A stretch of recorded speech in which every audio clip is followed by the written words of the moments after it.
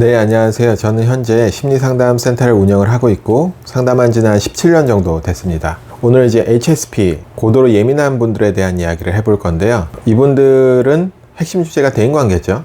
유난히도 사람들에게 시기 질투를 많이 받고 또 사람들을 만난다는 것이 좋기도 하지만 굉장히 큰 노동과 같은 에너지를 많이 소모하게 되는 일인데요. 그래서 이분들이 왜 이렇게 대인관계가 어렵고 또는 이제 사람들로부터 왜 이렇게 시기 질투를 많이 받는지, 그리고 그걸 해결하기 위해서 무엇을 인식해야 하는지에 대해서 이야기해 보겠습니다. 영상 끝까지 따라와 보시면 감이 좀 잡히실 거예요. 핵심은 두 가지입니다. 첫 번째는 HSP이신 분들은 기본적으로 지능이 좋아요. 그리고 두 번째는 그 좋은 지능을 내가 스스로 인정하지 않는다는 것이죠. 이것이 대인관계를 어렵게 한다는 겁니다. 되게 좀 아이러니한 일이죠. 그래서 첫 번째 지능이 높다는 거는 연구 결과에 따르면 높은 지능을 가진 사람일수록 미적으로, 정서적으로, 사회적으로 감수성이 굉장히 뛰어나다는 연구 결과가 있습니다. IQ가 높다고 해서 모든 사람이 다 HSP인 건 아니고, 우리가 지능이 높은데도 사이코패스도 있고 소시오패스도 있잖아요. 하지만 이제 대체로 지능이 높으면 미적으로나 사회적, 정서적으로 감수성이 굉장히 높고 그런 한 특성이 HSP의 특성이기 때문에 HSP는 대체적으로 지능이 높더라, 이렇게 이해하시면 됩니다.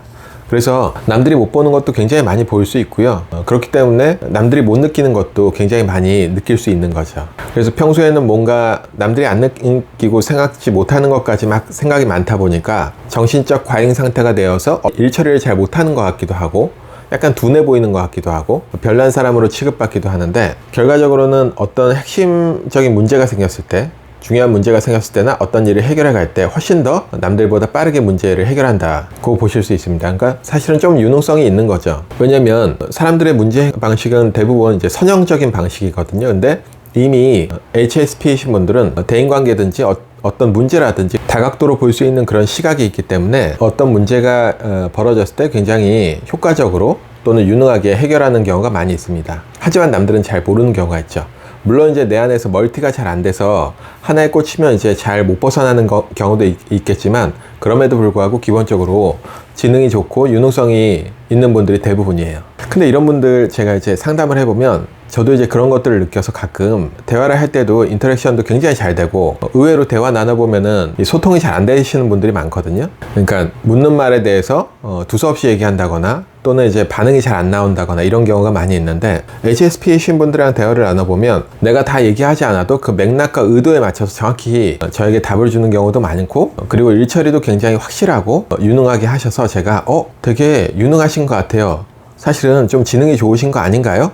이렇게 물어보면 대부분 뭐라고 하시냐면 깜짝 놀라세요. 전혀 생각지 못했다는 식으로 얘기하거나, 그리고 심한 경우에는 이렇게 얘기하기도 하죠. 지금까지 별나다는 소리 들어서 좀 고립되고 남들이랑 같이 잘 못 지냈는데 내가 스스로 머리 좋다는 생각까지 하게 되면 나 정말 더 사람들과 고립되거나 잘 못 지내는 거 아닌가요? 이렇게 걱정을 하시는 분들도 있어요. 그리고 이제 사실은 나 스스로가 높은 지능을 가지고 있다, 남들보다 유능하다, 이런 것들을 인정한다는 것은 HSP이신 분들의 가치 기준에 맞지 않는 거겠죠. 높은 도덕성, 다양성, 평등, 이런 것들을 되게 중시하는 분인데 내가 뭔가 남들보다 우월한 측면이 있다는 것을 인정하는 것은 쉽지가 않겠죠. 근데 사실은 이런 것 때문에 조금 미움을 사기도 해요. 그러니까 잘 생각해보면 어떻게 보면 남들 눈에는 약간은 얄미운 모습일 수도 있거든요. 그러니까 어떤 거냐면 학교 다닐 때 우리 이런 친구들 있잖아요. 시험 전날에 다 같이 놀고 게임하고 그랬는데 시험을 딱 보면 걔만 잘 나왔어요. 그러면 야, 너 어떻게 한 거야? 저 머리 진짜 좋다 라든지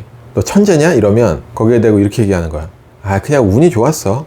그냥 평소 실력으로 본 거지 뭐. 이래버리면 어떠세요? 좀 재수없죠? 그러니까 내가 HSP이신 분들은 의도하지 않았는데, 또는 내가 진짜 그런 유능성이 있다는 것을 몰랐는데도 불구하고 그런 태도가 나오면 상대가 되게 얄미워하고 좀 재수없어 할 수도 있다는 거죠. 특히 이제 나르시시스트 같은 경우에는 HSP의 이런 되게 민감한 감각이라든지 공감 능력, 배려심, 이런 것들을 되게 질투해서 괴롭히기도 하거든요. 그렇기 때문에 어떤 면에서는 일반 사람들에게는 그런 되게 민감한 폭넓은 감수성이라는 부분이 요즘 말로 이제 양민학살이라는 얘기를 하잖아요. 양악이라고 표현하던데 약간 그런 느낌에 가까울 수 있다는 거죠. 그래서 오히려 HSP이신 분들은 그런 타인들과 다른 나의 차이, 그것을 나의 유능성으로 인정하고, 그리고 그런 것들을 너무 겸손하게 누르거나 표시 안 하지 말고, 왜냐면 결국엔 다 표시 나거든요. 그런 것들을 좀 적절하게 표현할 필요는 있는 것 같아요. 내가 잘난 체를 하라는 게 아니라 이런 식의 표현을 좀 해줄 필요가 있어요. 아, 맞아, 그래, 내가 좀 세세한 부분까지 좀 잘 보기는 해. 아, 그래, 맞아, 내가 좀 일 처리가 확실하지. 또는 가끔 이렇게 피드백 하는 경우도 있어요. 너는 왜 이렇게 사람들 안 하는 고민까지 하고 세상 일은 네가 다 하려고 하는 거야? 이렇게 얘기한다면, 맞아, 난 그거 다 할 수 있어, 이게 아니라, 아, 난 이게 그냥 편해. 뭔가 안 하고 있는 것보다 뭔가 생각하고 뭔가 하고 있는 게 난 이게 편해. 이런 식으로 자기를 좀 표현하라는 거죠. 결국에 이제 이런 것들을 표현하기 위해서는 중요한 관문들이 있겠죠. 그러니까 HSP 신분들이 가지고 있는 근본적인 두려움. 그러니까 내가 이런 것들을 좀 표현했을 때 거부당하지 않을까? 또는 나는 이런 것들을 표현함으로써 또 혼자 되는 고립감을 느끼지 않을까? 거기에 대한 외로움. 그럼에도 불구하고 또 하나는 이제 있는 그대로 내 모습대로 살지 못하는 그런 분노, 화도 같이 있잖아요. 그래서 이런 것들을 좀 통과해가면서 자기를 좀 드러낼 필요는 있을 것 같아요. 그래서 제일 중요한 거는 이런 나의 유능성과 일반 분들 사이에 그런 차이를 좀 먼저 이해하는 게 중요해요. 그러니까 일반 사람들은 나처럼 생각하거나 느끼지 않는다는 것을 명확히 알 필요가 있다는 거죠. 그래서 첫 번째 필요한 거는 일반 사람들은 그렇게 HSP 신분들처럼 다차원적으로 생각하지 않는다는 거죠. 그러니까 대화를 하거나 얘기를 할 때도 그 사람의 어떤 미묘한 표정이라든지 억양의 차이, 그 다음에 그 사람의 느낌, 의도, 이런 것들을 깊이 있게 파악하지 않는다는 거죠. 그러니까 그런 다차원적인 접근이 아니라 되게 선형적인 접근이에요. 그렇기 때문에 일반 분들에게는, 그러니까 내가 한마디 척 하면 나의 의도나 생각을 그 사람이 느끼고 나를 이해해 주겠지, 이런 식으로 받아들이면 안 된다는 거예요. 그렇기 때문에 굉장히 선형적인 사고를 하고 있기 때문에 일반 분들에게는 오히려 내가 생각하는 것보다 훨씬 더 명확하게 어떤 것들을 지시하고 요구하고 비판해 줘야 될 때가 있다는 거죠. 그렇기 때문에 가끔은 이제 그들이 무례한 행동을 하거나 이런 걸 할 때도 그냥 내가 참고 넘어가면 그 사람이 이런 나의 배려심을 알아주겠지, 이런 식으로 생각하는 게 아니라 나의 기분 나쁜 감정, 불쾌한 감정, 부당함에 대해서 강하게 좀 비판을 해줘야 되고, 가끔은 그들의 수치심을 좀 건드릴 때까지 표현을 해줘야지 들어갈 수 있다는 거예요. 그리고 이제 나의 욕구 같은 걸 표현하실 때도 앞서 말씀드린 대로 나의 어떤 미묘한 느낌이나 나의 감정 상태, 뭐 억양의 차이, 이런 것들 보고 그들을 해석할 수 있는 시각이 없거든요. 그렇기 때문에 나의 요구도 굉장히 명확하게 직설적으로 표현해줘야지 안다는 거죠. 그러니까 HSP이신 분들이 이건 좀 너무 직설적이다, 너무 비판적이다 정도로 얘기해야지 그들은 이해가 된다는 거예요. 일반 분들은. 이해가 되셨죠? 그리고 이제 일반 분들은, 그러니까 HSP이신 분들처럼 그렇게 정서적인 부분에 대한 욕구가 굉장히 크지 않다고 보셔야 돼요. 그렇기 때문에 HSP이신 분들은 깊은 어떤 정서적 공감, 교감, 그리고 깊은 속 이야기, 이런 것들을 다루는 것을 좋아하기도 하고 그런 것들을 원하기도 하거든요. 근데 사실은 그냥 일반 분들은 그냥 진부한 이야기, 그냥 되게 안정적인 이야기, 그 다음에 굳이 문제제기가 될 만한 그런 이야기보다는 그냥 일상적인 이야기를 하는 게 되게 좋아하시는 분들이 많이 있어요. 그래서 HSP이신 분들 중에 이런 얘기들을 종종 하세요. 제가 이제 집단 상담을 운영을 하는데 집단 상담 오실 때도 이런 얘기를 하시는 분들이 있습니다. 나는 주부이신데요, 나는 같은 동네 아파트 또는 아이 유치원의 엄마들이랑 대화가 좀 안 된다고 얘기하시는 분들이 꽤 많이 있어요. 일상적인 뭐 살림 얘기나 아이 교육, 뭐 학원 이야기, 뭐 남편에 대한 흉, 이런 것들을 하는 게 되게 의미가 없고, 또는 이제 문화센터 가서 누군가를 만나는 것도 재미가 없고, 그래서 이렇게 깊이 있는 감정 공감이나 깊이 있는 자기 개방을 할 수 있는 이런 집단 상담의 성장의 목적으로 찾아오시는 분들도 있어요. 그러니까 일반 분들과 그런 것들이 쉽지가 않다는 거죠. 그래서 HSP이신 분들이 이해해야 되는 거는, 일반 분들은 그런 식으로 정서적인 부분에 욕구가 굉장히 크지 않다는 거예요. 그러니까 이제 어떤 일이 있을 수 있냐면, 보통 이제 일반 분들이 깊은 정서적 교감이나 깊은 자기 개방이나 이런 것이 나올 때는 유일하게 살아가면서 문제가 발생했을 때,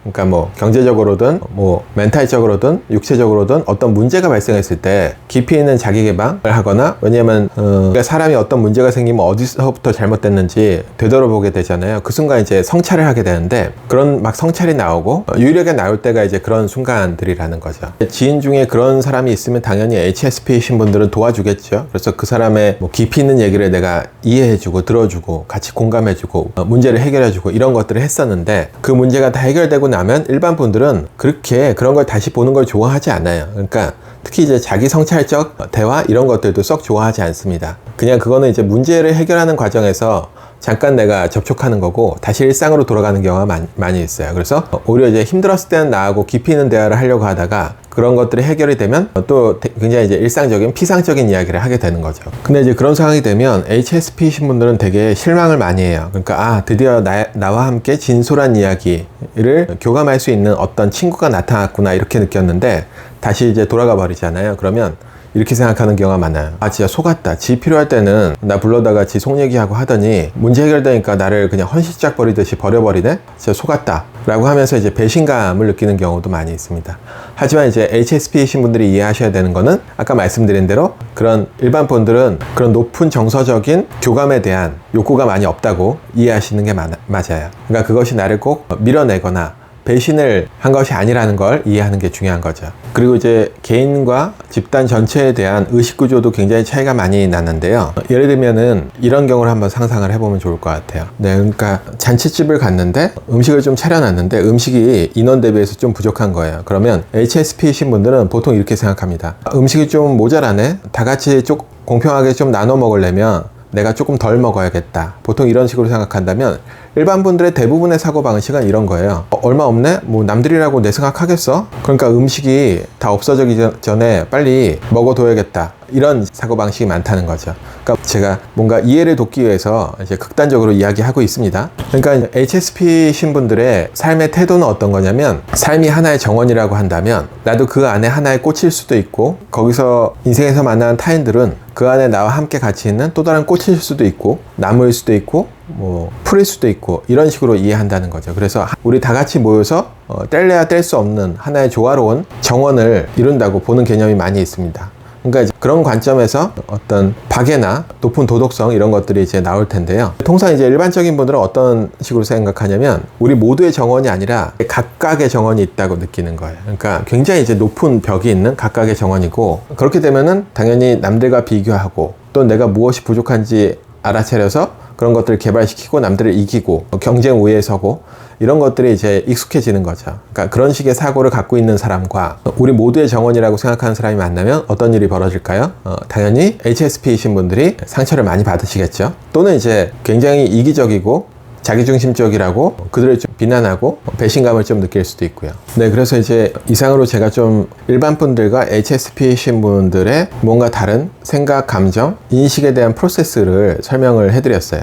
근데 이제 핵심은 결국에는 HSP이신 분들이 본인들의 높은 지능 또는 이제 유능성에 대해서 스스로 인정하고 그리고 일반 분들이 우리들과 다른 어떤 프로세스를 가지고 있다는 것을 또 인식하고 그 다음에 필요하다면 나 자신에 대해서도 조금씩 개방을 해볼 필요가 있다는 거죠. 제가 말씀드리고 싶은 거는 뭔가 높은 지능으로서 HSP가 우등하고 일반인이 열등하다는 그런 식으로 치환해서 보라는 것은 아니고요. 이것도 일종의 다양성이라고 이해해보면 좋을 것 같아요. HSP이신 분들이 그들의 유능성을 인정하지 않는 순간 타인을 굉장히 왜곡해서 보는 거죠. 그러니까 그들이 굉장히 자기중심적이고 정서적으로 메말라 있고 사람을 이용하고 버리는 그런 사람으로 볼 수 있고 그런 것들이 이제 대인관계에 상처로 들어가고 굉장한 두려움으로 남아 있을 수 있거든요. 그렇기 때문에 HSP이신 분들은 본인의 유능성을 인정한다는 것이 사람들과의 관계에서 다양성을 인정하는 어떤 출발점이라고 볼 수도 있는 거죠. 네, 동양철학의 장자가 이런 말을 합니다. 사람은 가축을 먹고 사슴은 풀을 뜯고 지네는 뱀맛을 좋아하고 솔개나 까마귀는 쥐를 좋아하는데 이 넷 중에서 누가 올바른 맛을 아는가 이렇게 물어보기도 합니다.